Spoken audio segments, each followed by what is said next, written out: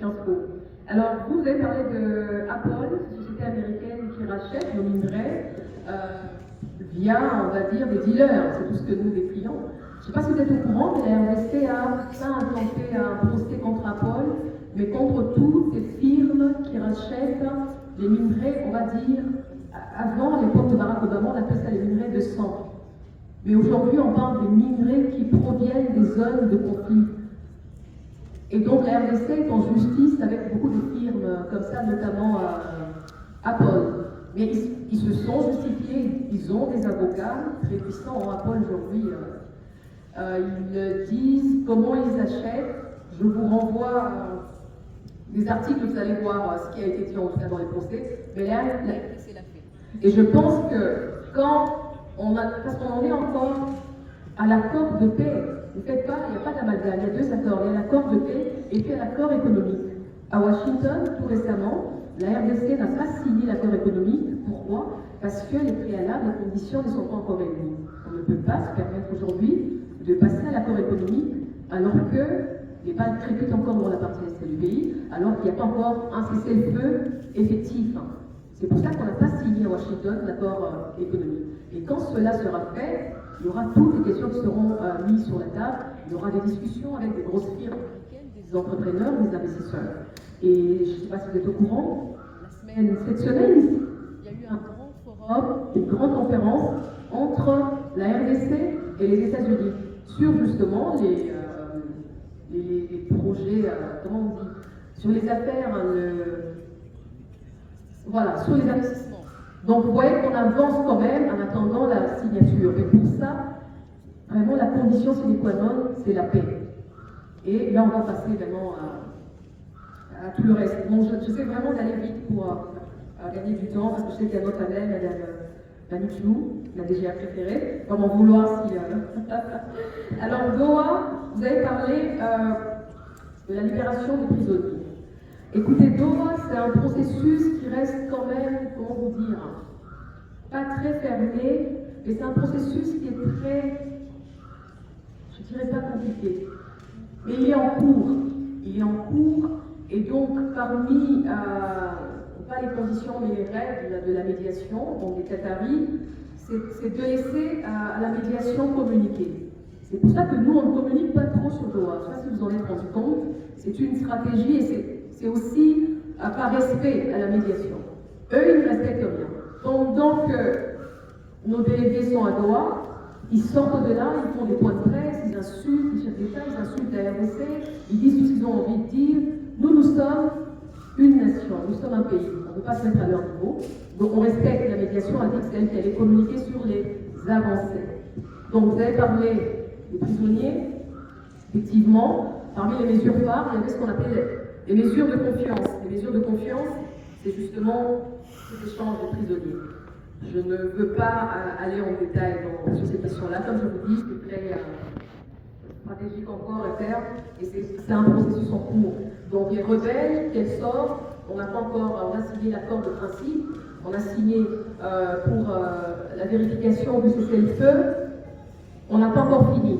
Donc je ne pourrais pas mettre la charrue avant le bœuf et vous dire quel sort sera réservé aux rebelles. Mais je pense que si vous aviez lu l'accord des principes, vous savez plus ou moins de quoi il leur retourne.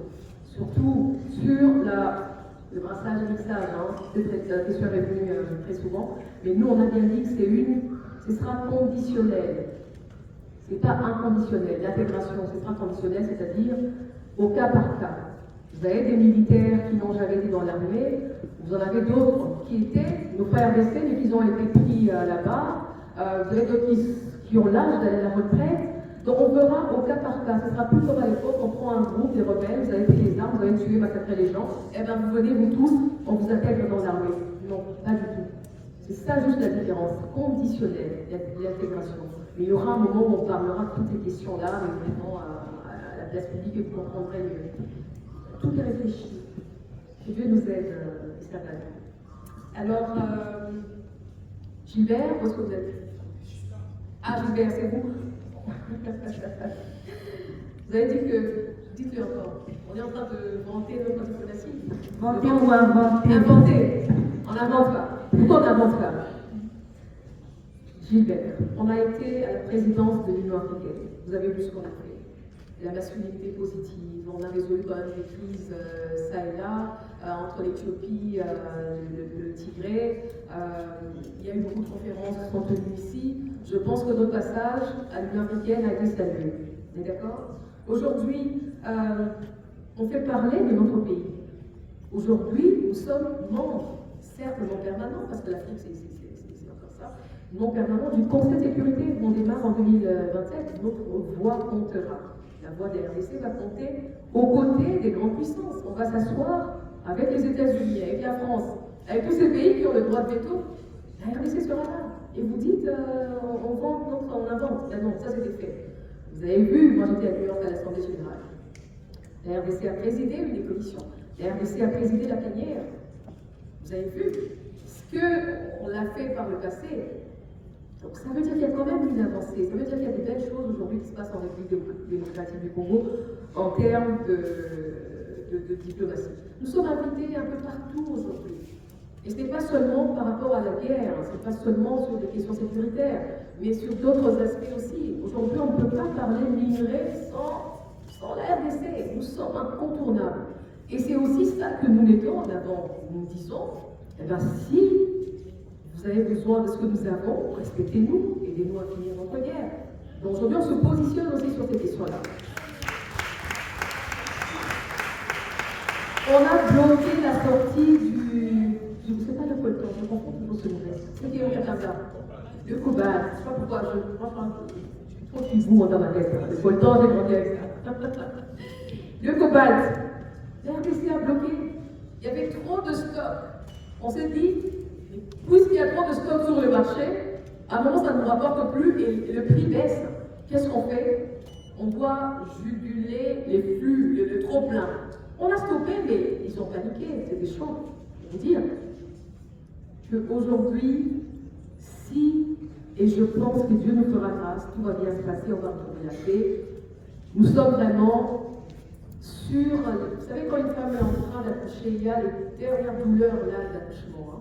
C'est encore une période difficile, c'est ça que je nous appelle, moi, quelles que soient vos tendances, quels que soient vos partis politiques, pour ce pays, pour nos enfants, pour nous-mêmes. Je pense que nous sommes quand même encore assez jeunes. Moi, j'aimerais voir ce pays décoller. C'est mon rêve de petite fille boucadienne depuis très longtemps. J'aimerais vraiment voir ce pays décoller, qu'on parle de nous dans les concerts des nations. C'est une phase encore un peu difficile, mais je pense qu'on y est, on va y arriver. Pays solution, à cause de la guerre, à cause de tout ce qui se passe, je ne dis pas qu'on nous oublie, et je pense que nous-mêmes, on a même oublié le slogan là que nous sommes pays solution. En termes d'environnement, développement, le pays poumon. Après l'Amazonie, c'est la RDC. Donc aujourd'hui, s'il y a un réchauffement climatique, si le monde suffoque, un des pays sur lesquels on va compter, on va se trouver trois. Il y a le Brésil, la RDC, l'Indonésie. Donc sur beaucoup des plans, nous sommes en bonne position. Et c'est pour cela qu'on veut tout simplement nous déstabiliser. On se dit, si ce géant connaissait sa valeur, son pouvoir, s'il se levait, mais beaucoup de pays ne vont plus exister. Beaucoup profitent de ce que nous ne soyons pas stables. Et malheureusement, on utilise nos fils et nos fils. C'est ça qui est dommage. Parce qu'on nous affaiblit de l'interne. Ce n'est pas toujours des gens qui viennent de l'extérieur. Vous comprenez? Donc il faut qu'on se lève comme un seul peuple et qu'on puisse défendre notre pays. Il en va de notre survie. Alors j'espère que j'ai répondu. Tu as parlé du Kenya, à ce qui s'y passe. Écoutez, c'est non commun, mais vous savez, je voudrais vous poser cette question à la ministre des Affaires étrangères. Ce que je peux vous dire, on va dire en off the record, je mets les micros à côté. Je ne peux pas dire que je l'ai dit. Nous sommes en ce qu'on appelle en froid diplomatique avec le Kenya. Nous avions un ambassadeur qui a été rappelé, vous vous souvenez, et nous n'avions pas encore nommé un autre ambassadeur là-bas. Ça veut dire ce que ça veut dire hein, dans les relations diplomatiques. Justement pour toutes ces questions-là, pour les prises de position, voilà. Donc je ne vais pas en profondeur. Alors, quelqu'un parlait que le conflit était congolo-congolais. C'est ce qu'on nous met dans la tête. C'est ce qu'on veut nous faire croire avec les Nangas et autres. veut nous faire croire que nous, notre problème. Naga, il a attaqué son pays, pourquoi? On peut ne pas être d'accord sur ceux qui sont au pouvoir, sur la démocratie, c'est de le dire. Je suis opposant. C'est pour ça qu'il existe l'opposition, que ce soit ici ou ailleurs. En France, vous voyez ce qui se passe aujourd'hui en France. Voilà, donc nous ne sommes pas les seuls pays. Vous n'êtes pas d'accord, manifestez-le, dites, mais ne prenez pas les armes contre votre pays, contre vos frères et sœurs, et surtout en complicité avec un pays étranger. Qui a toujours violé. Vous connaissez ces pays-là, c'est pas. Qu'est-ce qu'ils vous ont dit de nouveau? Comment ils ont réussi à vous convaincre que cette fois-ci, ils sont animés de bonnes intentions? Ils profitent tout simplement des frustrations des uns des autres. Voilà. Donc, Congolais, c'est faux, c'est pas une affaire interne. Même si on veut montrer les populations minoritaires, c'est faux. Ces gens ont toujours vécu ensemble, que ce soit à l'Est. Moi, je me rappelle qu'on a été une fois à l'Union africaine. Il y a eu des femmes qui sont venues du Nord Kivu. Il y avait des Houndé, des Banandé, des Barutu. Je pense que tu en sais un peu plus, toi tu es plus de là. Moi, je suis du côté de Bukavu. Des Massisi Rutshuru. Et elles ont dit, nous avons toujours vécu ensemble de manière pacifique. C'est des gens qui veulent exacerber. On veut nous montrer qu'il y a des problèmes, des gens qui sont par le faciès, c'est faux. Ça, c'est ce qu'on veut créer. Et aujourd'hui, on veut faire croire qu'un ennemi, c'est celui qui... Moi, ils ont dit que j'étais rwandaise. Vous voyez comme ça? Je suis née à Bukavu. Je me suis juste dit, ça aurait fait mal à mon père. Parce que je ne pense pas que ce soit une insulte, moi. Vous comprenez? Parce que c'est un pays qui existe. Nous avons un problème avec le système rwandais. Nous avons un problème avec le Rwanda. Donc, ça ne devrait pas être une insulte. Et on ne devrait pas commencer à me tirer là-dessus. Mais aujourd'hui, on veut utiliser ça. Quand on veut abattre quelqu'un, quand on veut te détruire, ah, c'est un Rwandais, c'est une Rwandaise. Je suis de Bukavu, désolé, c'est le Congo, c'est pas le Rwanda. Je suis born and raised, comme on dit. Hein? Donc il faut qu'on arrête ça. C'est des manipulations. D'autres disent qu'il faut le dialogue en ce moment. Pourquoi? Quelqu'un le disait, hein, de manière très très simple.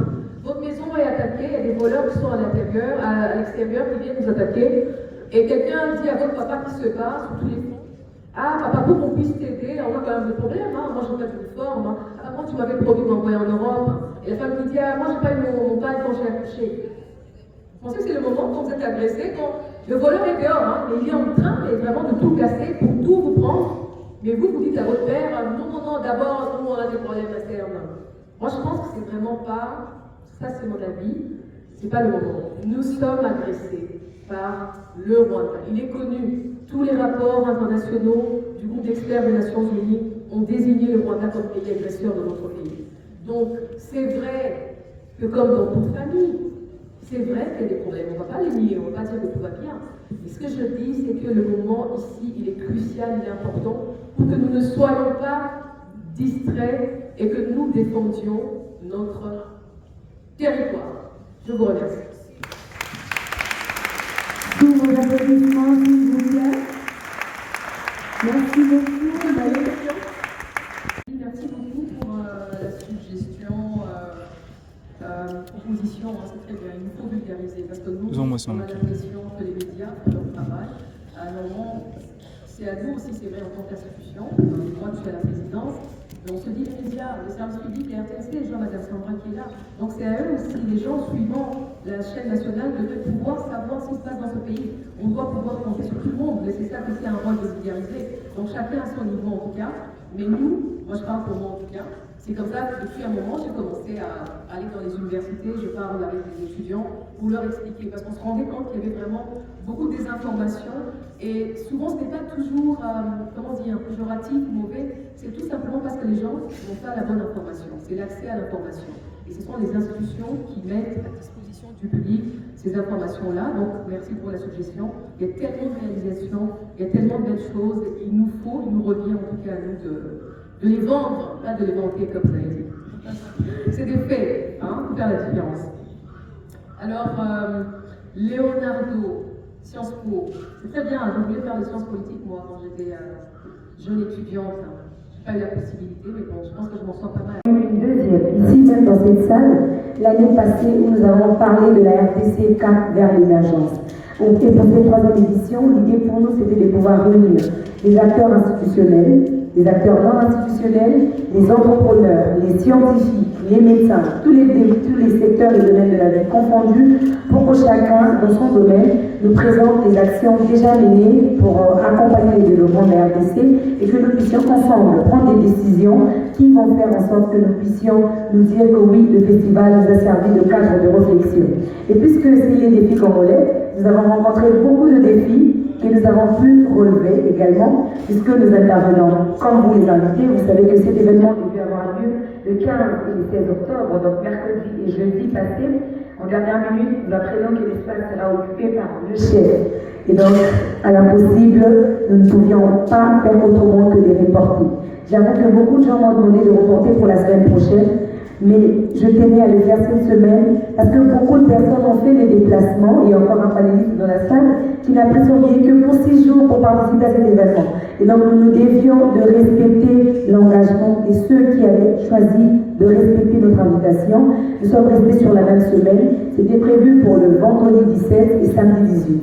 Hier soir, on nous informe également que la deuxième rentrée judiciaire aura lieu ici dans ce même bâtiment demain avec la Cour constitutionnelle, et c'est le même problème auquel nous étions confrontés dernièrement. Et qu'à cela ne tienne, on s'est dit, on va décider de faire l'événement de 2 jours en une journée, pourvu que nous ayons la compréhension de nos intervenants qui acceptent de venir condenser avec nous l'événement. Et vous avez constaté que nous avons raté beaucoup d'intervenants qui avaient déjà prévu pour mercredi jeudi, qui n'ont pas pu venir aujourd'hui, mais ce n'est pas un problème. En dehors de ces autres défis, il y a un autre plus grand défi que nous avons rencontré, que nous rencontrons toujours, c'est pas seulement le choix, mais réussir à prendre les intervenants.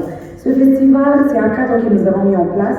Les intervenants sont là, ils peuvent témoigner. C'est un panel que nous offrons gratuitement aux acteurs institutionnels. C'est un événement qui permet aux décideurs d'être en contact avec le public, la population, de rendre de compte, de faire des promesses, des propositions et de co-construire. Mais malheureusement, là, heureusement que la presse est encore présente parce que je tiens à ce que le message puisse être parvenu à toutes les autorités que nous n'avons pas pu avoir. Pourtant, c'est une cause, nous estimons noble. On ne peut pas parler du développement de la RDC sans les décideurs. Tous les intervenants ici sont revenus pour dire on aurait voulu que les députés soient là, que les ministres soient là. Bien évidemment, ils étaient invités. À la première édition, on a eu près de 9 ministres. À la deuxième édition, il y en avait 4. Et à cette édition, aujourd'hui, on comprend, c'est un vendredi, c'est le Conseil des ministres. On ne pouvait vraiment pas les en vouloir, mais en dehors des ministres, il y a des mandataires publics, il y a beaucoup d'acteurs que nous avons invités, mais qui difficilement sont accessibles. Nous espérons, puisque nous savons que, chères autorités, vous ne pourriez pas atteindre toutes les RDC, parce que ce n'est pas tout le monde qui regarde la télé, ce n'est pas tout le monde qui va sur Internet pour voir les actions que vous mettez. Il serait important pour vous de pouvoir également rencontrer les citoyens congolais dans des événements comme ça, puisque toutes les personnes qui ont fait les déplacements ont choisi de participer au développement des RDC et ont choisi de décider ensemble avec nous. Pour ma part, je me suis dit que je ne peux pas attendre que l'État fasse tout. À notre niveau, en tant que journaliste, ce que nous avons pu mettre en place, c'est ce cadre de réflexion qui va réunir les autorités, les secteurs publics, les secteurs privés avec les jeunes. Surtout les femmes, les jeunes, les entrepreneurs et tous les autres acteurs dans différents domaines. Et donc, une fois de plus, merci à vous qui nous avez considérés. Nous vous rassurons que pour la 4e édition, vous aurez encore un meilleur événement que celui-ci et nous savons que nous pourrions toujours compter sur vous. C'est sur cette note que nous mettons fin à cette 3e édition du festival Le Défi Congolais qui a été placé sur le thème RDC 2030 décidant. Nous vous rassurons que nous allons prendre soin de pérenniser au plus maximum possible tous les messages revenus dans ce festival, tant le message des intervenants que les questions et les préoccupations du public que nous avons reçues. Et nous allons faire en sorte que nous puissions le rendre plus visible pour que notre message puisse, pour que nous puissions réellement atteindre l'objectif désiré. Je vous dis et je vous remercie. Et nous sommes tout le temps attaqués parce qu'il y a des gens qui ont compris que nous avons toutes ces ressources-là. Et donc c'est pour cela que le président avait vraiment dans sa gibecière, on va dire, dès sa prise de fonction, cette stratégie diplomatique très poussée, aller partout à parler des RDC, parce que ce pays représente, ce pays peut vendre au monde, et que c'est vraiment un géant. Si aujourd'hui la RDC se réveille, se lève, mais vous allez voir le démarrage de l'Afrique centrale qui vont suivre. Donc, je voulais également en profiter pour appeler les Congolais à une sorte de responsabilité partagée, de comprendre ce qui se passe dans notre pays et de comprendre qu'il en va de notre survie à tous. Que nous devons tous nous mettre aux côtés de cet État, encourager ses efforts pour qu'on ne perde pas ce pays. C'est notre seul patrimoine commun. Alors, merci beaucoup pour la suggestion. Proposition, c'est très bien, il nous faut vulgariser parce que nous, on a l'impression que les médias font leur travail. Alors, c'est à nous aussi, c'est vrai, en tant qu'institution, moi je suis à la présidence, mais on se dit les médias, les services publics, les RTSD, je vois Madame Sandra qui est là. Donc c'est à eux aussi, les gens suivant la chaîne nationale, de pouvoir savoir ce qui se passe dans ce pays. On doit pouvoir compter sur tout le monde, mais c'est ça que c'est un rôle de vulgariser. Donc chacun à son niveau en tout cas, mais nous, moi je parle pour moi en tout cas, c'est comme ça que depuis un moment, j'ai commencé à aller dans les universités, je parle avec les étudiants pour leur expliquer, parce qu'on se rendait compte qu'il y avait vraiment beaucoup de désinformation et souvent ce n'est pas toujours, comment dire, péjoratif ou mauvais, c'est tout simplement parce que les gens n'ont pas la bonne information, c'est l'accès à l'information.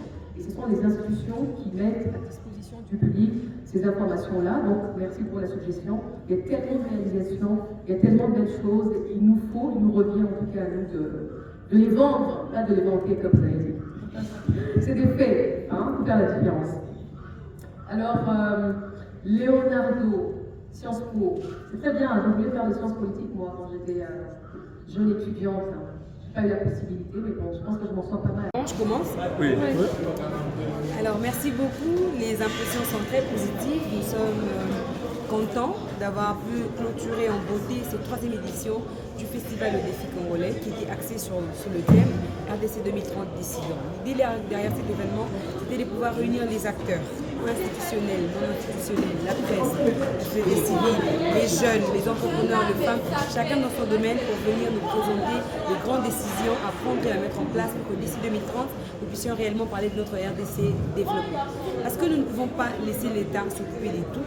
À notre niveau, nous avons pensé qu'il était opportun de mettre en place un cadre de réflexion qui allait réunir autant les décideurs que la population qui a les devoirs de redevabilité. Et quelles sont vos attentes à l'issue de cette 3e édition ? Alors, contrairement à d'autres éditions, cette 3e édition ne s'arrête pas à une simple conférence. Ce que nous allons faire, c'est de pouvoir pérenniser à travers la presse pendant plus de 6 mois tous les messages que nous avons reçus dans ce festival. Et nous avons pris des recommandations que nous allons faire appliquer. Nous allons jouer le vigile, nous reviendrons vers tous les acteurs qui ont défilé sur ce podium pour présenter les grandes décisions stratégiques à prendre pour que notre pays puisse être développé. Nous reviendrons frapper à chacune des portes pour que nous puissions nous rassurer que réellement les recommandations prises ici dans le cadre de ce festival seront mises en place et que nous ne parlerons plus de la RDC des discours mais de la RDC de l'action. Il n'est pas question de continuer à présenter seulement une nouvelle image de notre pays.